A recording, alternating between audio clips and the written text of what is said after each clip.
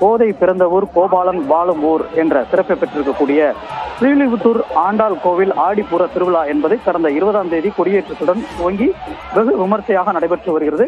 விழாவை முன்னிட்டு ஒவ்வொரு நாளும் ஸ்ரீ ஆண்டாள் ரெங்கமன்னார் வெவ்வேறு வாகனத்தில் எழுந்தருளி பக்தர்களுக்கு அருள்பாலித்ததோடு விழாவை முன்னிட்டு கருட சேவையும் சயன சேவையும் நடைபெற்றது. விழாவினுடைய சிகர நிகழ்வான திருத்தேரோட்ட விழா என்பது இன்று தற்போது துவங்கி நடைபெற்று வருகிறது.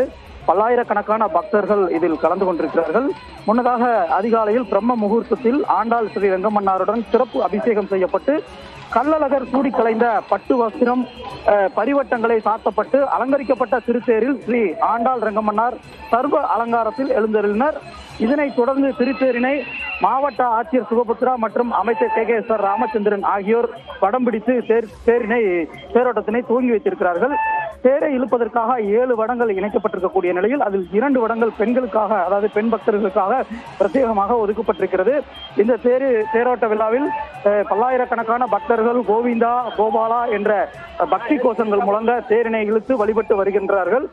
திருத்தேரில் எழுந்திருக்கக்கூடிய ரெங்கமன்னார் வழி நடுவிலும் பக்தர்கள், அதாவது அந்த தேரோட்ட விழாவில் 4 ரத வீதிகளிலும் பல்லாயிரக்கணக்கானோர் கூடியிருந்து தேரோட்டத்தினை கண்டு தேரில் எழுந்திருக்கக்கூடிய ஸ்ரீ ரெங்கமன்னார் ஆண்டாள் நாச்சியாரை வழிபட்டு வருகிறார்கள்.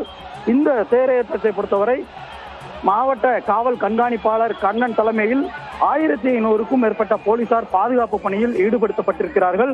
குறிப்பாக இந்த பக்தர்களுடைய கூட்டத்தை பயன்படுத்தி வழிப்பறி உள்ளிட்ட குற்றச்சம்பவங்களில் ஈடுபடுவதற்கான வாய்ப்பு இருப்பதன் காரணமாக 200 காவலர்கள், சீருடை அணியாத காவலர்கள் தீவிர கண்காணிப்பு பணியிலும், அதே போல 100க்கும் மேற்பட்ட இடங்களில் சிசிடிவி கண்காணிப்பு கேமரா பொருத்தப்பட்டு தீவிர கண்காணிப்பு பணியும் நடைபெற்று வருகிறது.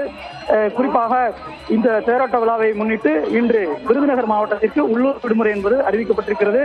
இங்கு போக்குவரத்து மாற்றம் செய்யப்பட்டிருக்கிறது. அதே போல பல்வேறு இடங்களில் இருந்து பக்தர்கள் வருகை தருவதற்கான சிறப்பு பேருந்து வசதிகளும் ஏற்பாடு செய்யப்பட்டிருக்கிறது. இது போன்ற பல்வேறு சிறப்புகளுடன் இந்த திருத்தேரானது தற்போது தெற்கு ரத வீதியில் வலம் வந்து கொண்டிருக்கிறது. விவரங்களை வழங்கியமைக்கு நன்றி கணேஷ்.